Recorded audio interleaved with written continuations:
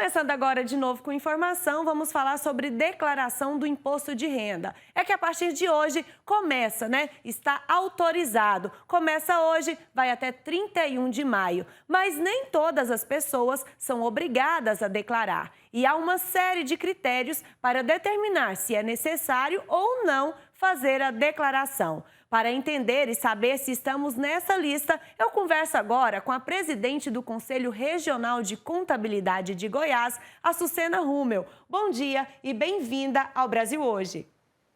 Bom dia, é um prazer estar aqui falando com todos que estão nos assistindo.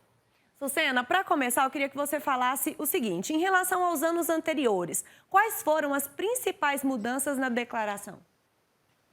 Olha, houve um aumento, né, da parcela de isenção, então houve também algumas atualizações nos limites de quem está obrigado a declarar. Por exemplo, quem está obrigado a declarar esse ano que recebeu rendimentos tributáveis acima de R$ 30.639, quem tem bens e direitos e propriedades acima de R$ 800.000. E é importante ressaltar porque a lista de obrigatoriedade ela é extensa. Então, às vezes, o contribuinte ele não está encaixado num item, mas está encaixado em outro item. E lembrando a todos os contribuintes, que mesmo que você não esteja obrigado, você pode declarar, você pode baixar o programa, você pode familiarizar com a sua declaração. E se você declarar mesmo não sendo obrigado, muitas das vezes você não vai ter imposto a pagar, mas vai ter o seu documento fiscal. Ótimo. E aí, quem é obrigado a fazer declaração, você já citou para a gente, já explicou. E aí, eu queria que você falasse também, explicasse como que baixa esse aplicativo, onde que a pessoa acessa. Você pode acessar pelo site da Receita Federal. Também tem à disposição o Meu Imposto de Renda, que está disponível tanto na plataforma Android como iOS, ou lá também no site da Receita, você pode fazer ele de forma online. Lembrando também que a gente tem a novidade de uns anos para cá, que é a declaração pré-preenchida. Então, é uma declaração que já consta na base da Receita Federal alguns dados do contribuinte, onde ele pode aproveitar, conferir as informações e auxiliá-lo aí na transmissão da sua declaração. Tem muitas opções então, né? Quais são os principais dados e documentos que um cidadão precisa reunir para efetivar essa declaração? Os principais é a comprovação de renda, né, para quem é trabalhador, o seu informe de rendimento, os saldos bancários de 31 de dezembro e principalmente a documentação das despesas que são dedutíveis para quem vai declarar filho, plano de saúde, se você paga o plano de saúde, se você fez alguma consulta particular, exame, e algumas despesas médicas são dedutíveis. Lembrando o seguinte, se você for declarar o seu dependente, seu filho, e se ele tiver alguma renda, seja de estágio, você tem que trazer a renda dele também. Então, é importante, a gente sempre informa de procurar um profissional da contabilidade para verificar se realmente compensa declarar todos os dependentes, se trazer o dependente não vai aumentar o seu imposto, em vez de deduzir. Então, é importante que tenha um esclarecimento aí por parte de um profissional habilitado para auxiliá-lo. Outra coisa é que muita gente resolve doar parte desse imposto de renda. Então, é possível? Sim, ao final de quem faz a declaração de modo completo, tanto para quem tem imposto a pagar, como também para quem tem imposto a restituir, ele pode destinar até 6%, 3% para o fundo da criança e adolescente, 3% para o fundo do idoso. Lembrando que você não vai pagar um imposto a mais, você simplesmente está tirando uma parcela do seu imposto devido e destinando para um bem, destinando para fazer o bem a alguém, principalmente para aquele município que precisa e que tem tantas obras que está fazendo a diferença na vida de muita gente. Então, existe o lugar certo que esse dinheiro vai. Você não pode escolher, não. Você pode escolher. Você pode escolher para o fundo municipal, estadual, e aí lá tem a lista dos fundos que estão credenciados. Então, eu estou em Goiânia, mas se eu quiser, meu nascimento é em Umas, se eu quiser ajudar em Umas, eu posso destinar para o fundo de lá. E esse fundo, ao receber essa destinação, ele abre editais aonde ele coloca vários projetos para as entidades que queiram participar e lá fazer um projeto e captar esse recurso, que pode ser a PAI, Bombeiro Mirim, várias instituições que podem, se estiver dentro do padrão, eles se credenciarem para receber essa verba. Ótimo. E qual que é a principal dica para não errar no momento de declarar? Conferência é um dos principais motivos das pessoas que caem na malha. Às vezes é um número que digitou errado, omissão de alguma coisa, porque se você for declarar, a declaração tem que ser fiel a todos os seus dados. Então, se você omitir algum rendimento, se você não colocar uma conta bancária, provavelmente você vai cair também. Então, se for fazer, que tem que ser feito, né, de forma correta.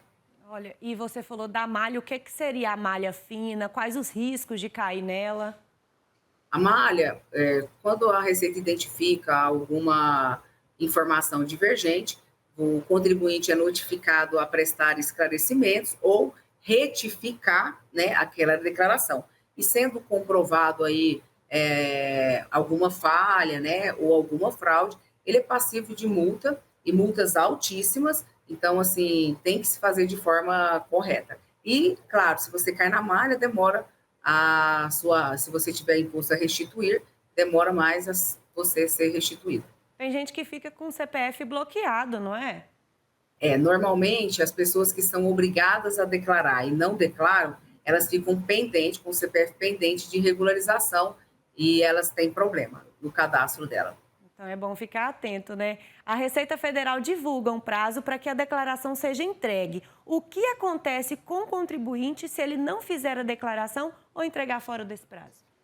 Ele vai pagar uma multa e podendo chegar até, se ele tiver imposto a pagar, até 20% do imposto, fora o problema com o CPF que ele vai ter de ficar pendente de regularização. Então eles sabem, se a pessoa não declarou, eles sabem que ela precisava. Sabe? Gente, a gente até brinca que se você tomou um café da manhã, pagou em Pix, pagou no cartão de crédito, já está lá na Receita.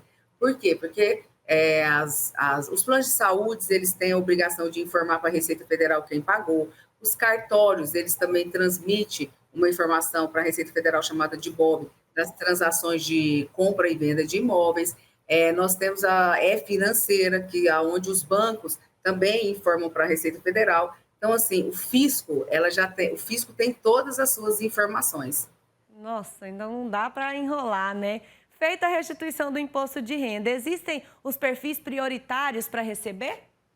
Sim, existe uma lista de critérios, que são os idosos acima de 80 anos, depois vem para 60, quem possui moléstia grave, quem tem renda, única renda ou renda maior renda de fonte de magistério, e aí veio a novidade desde o ano passado, que entra também na fila de prioridade, quem utilizar a declaração pré-preenchida ou utilizar o Pix CPF para receber a sua restituição. E aí, a gente pode falar também sobre essa questão. Recebe, mas aí se que declarou mais cedo, por exemplo, eu já vou lá e já declaro hoje, isso também conta? Conta. Isso aí, quem declara mais rápido, quem chega primeiro, realmente ele entra nos primeiros lotes, né? Lembrando que nesses primeiros 15 dias existe um pique de envio de declarações, que geralmente são as pessoas que têm declarações a restituir, são as declarações mais simples, vamos se dizer, e aí depois entra numa constante, e aí quem geralmente tem muito imposto a pagar, sempre deixa para o finalzinho. Olha só, Sucena. E às vezes eu preenchi ali, mandei, só que eu percebi que eu errei, o que é que eu faço? A Receita é tão rápida que, a partir do momento que você manda a sua declaração, ela já é processada em um prazo de 24 horas. Então, ela já identifica se houve uma falha ou não, e aí você pode já entrar e fazer a sua retificação. Ótimo. Essa questão de imposto de renda, as pessoas reclamam muito, né? Mas aí tem essa questão de deduzir. A gente apresenta documentos de educação, de saúde. Você pode explicar para a gente que documentos é esse que a pessoa precisa reunir? Se for um plano de saúde, já sai, né? Aquele papelzinho. Mas e se você pagar particular? As despesas que são dedutíveis, por exemplo, despesas médicas, né? Então, você vai lançar ali o valor que você pagou do seu plano de saúde. Se você fez uma consulta médica, você vai lançar, mas você tem que ter também um documento que comprove, né, que você realizou aquela consulta. A nota ou comprovante de pagamento. Ah, Sucena, eu não peguei a nota fiscal. E agora? Mas você tem que entrar em contato com o prestador do serviço, ou se você tiver como comprovar na receita que você pagou com cartão de crédito, se você pagou via Pix ou transferência bancária. A dificuldade é, muitas vezes as pessoas acabam pagando em dinheiro, então você vai ter que comprovar isso. Então, isso aí pode ser um dos motivos de você cair na malha. As despesas com educação, ela existe um limite. Então, você gastou 20 mil reais com educação. Vai deduzir? Não, vai deduzir só o valor que é estabelecido pela Receita. O dependente, ele também tem o seu valor que é de dedução. O único despesa que não tem um limite é a despesa médica. Mas lembrando que a Receita Federal, que muita gente fala assim, eu gastei 50 mil reais de despesa médica, mas eu só paguei R$ 1.000 de imposto. Você vai receber os seus 50 mil? Não. Você vai receber dentro de um cálculo proporcional ao que você pagou. Ótimo. Outra coisa também que está pegando muito é a questão do MEI. A pessoa é MEI. Isso também tem que estar lá na declaração do imposto de renda? Se o MEI, pelo fato dele ter um CNPJ, ter uma empresa, ele não é obrigado a declarar. Mas se ele declarar, e a gente aconselha o MEI a declarar, ele sim, lá na aba, ele vai declarar que ele tem uma empresa, e os rendimentos que ele teve no MEI, ele entra como distribuição de lucro. Então, é importante o MEI começar a declarar. Por quê? Porque, às vezes, o MEI, o empresário, ele quer pegar um empréstimo, ele quer fazer um financiamento, e a declaração de imposto de renda é o comprovante fiscal que ele tem para poder fazer isso. E nem sempre a pessoa fala assim, nossa, mas eu vou pagar imposto? Não, gente. Aí, por isso, a importância de você ter um contador para ele fazer os cálculos, para ele fazer todas as análises.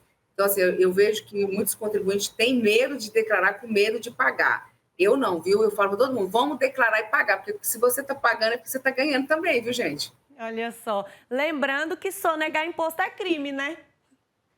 Crime. E por isso, às vezes, a gente está um país em tanta desigualdade, uns pagando muito, muito, outros pagando nem tanto e ninguém pagando nada.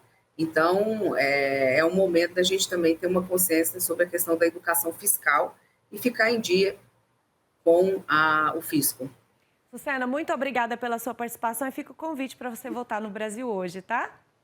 Estamos aqui à disposição, muito obrigada. E depois, se quiser abrir uma caixinha de pergunta, e às vezes as pessoas trazem cada particularidade, pode nos convidar, que nós estamos aqui para auxiliar a vocês e toda a população. Ótimo, fica o convite, então, para quem está assistindo o Brasil hoje. Obrigada, Sucena. Tchau. Muito obrigada.